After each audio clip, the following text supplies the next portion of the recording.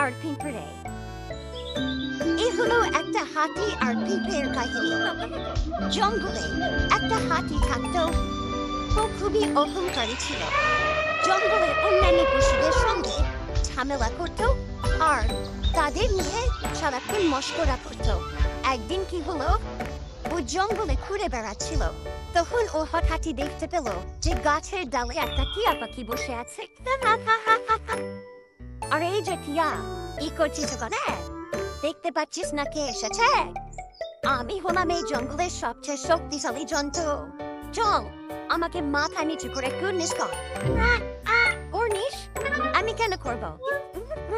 আচ্ছা, করবি না, দাঁড়া, এক্ষুনি দেখাচ্ছি আমি কি করতে পারি।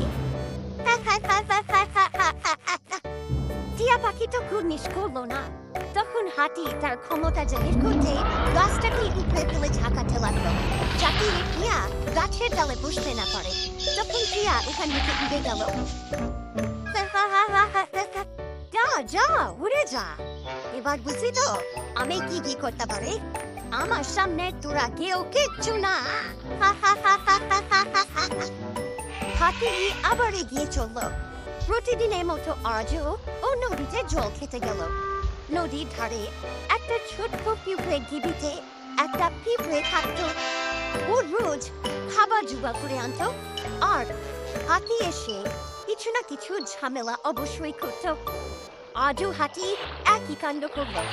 হাতি নদীতে জল খাচ্ছিল, আর এমন সময় সে পিঁপড়েকে দেখতে পেল। এই যে পিঁপড়ে, এই খাবার নিয়ে কোথায় যাওয়া হচ্ছে? আমি নিজের গর্তে রাখতে যাচ্ছি, বর্ষাকাল এসে গেছে তো, তার আগে আমাকে খাবার জোগাড় করে রাখতে হবে। আচ্ছা, এই শুনে হাতি নিজের সুরে জল ভরে পিঁপড়ের ওপর ফেলে দিল, আর পিঁপড়ের খাবার পুরোপুরি জলে ধুয়ে গেল, আর ও নিজেও ভিজে গেল।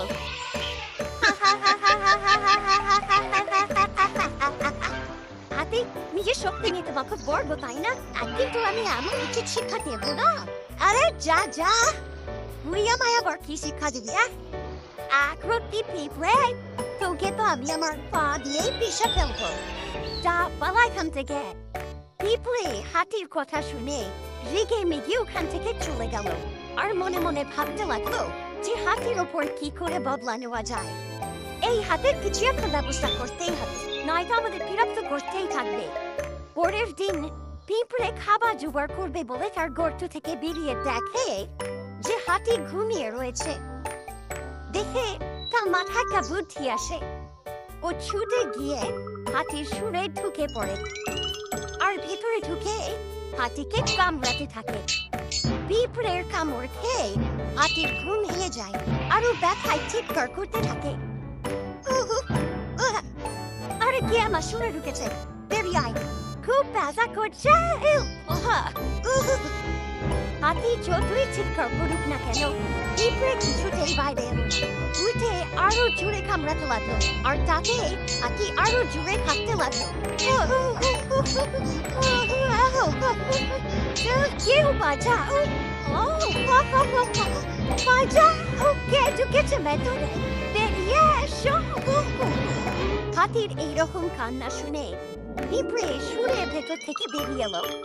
হাতি পিঁপড়েকে দেখে অবাক হয়ে গেল। ও এত ভয় পেয়ে গেছিল যে পিঁপড়ের কাছে ক্ষমা চাইতে লাগলো, যাতে পিঁপড়ে ওকে আর না বিপদে ফেলে। ক্ষমা করবি, আর কখনো বিরক্ত করবো না তোকে। পিঁপড়ে উচিত শিক্ষা দেওয়ার পর হাতি ওখান থেকে পালিয়ে গেল, আর এরপর থেকে আর কোনোদিন ও কারোর সাথে ঝামেলা করেনি। এবার বুঝলে হাতি, কেউ ছোট বা বড় হয় না, নিজের শক্তি নিয়ে গর্ব করো না, বরং ভালো কাজে তা ব্যবহার করো, তাহলে জীবনে কিছু হবে তোমার। বাচ্চারা, তোমরা এখন বুঝলে তো যে ছোট বা বড় বলে কিচ্ছু হয় না। তোমরা দেখলে না একটা ছোট্ট পিঁপড়ে কিভাবে নিজের বুদ্ধি দিয়ে একটু ভয় না পেয়ে অত বড় হাতিকে উচিত শিক্ষা দিল। তারপরে আমরা বুঝে গেছি। আমি তোমাকে অনেকবার দেখেছি যে চিন্টু জলে ভয় পায় বলে তুমি ওকে ভীষণ ভাবে ভয় পাওয়াও। সরি পরে, আমি সত্যি বলছি, আমি ওকে কখনো বিরক্ত করব না। যাতেও জল কেউ ভয় না পায় আমি সেই চেষ্টাই করব খুব ভালো একদম ঠিক কথা বলেছো তুমি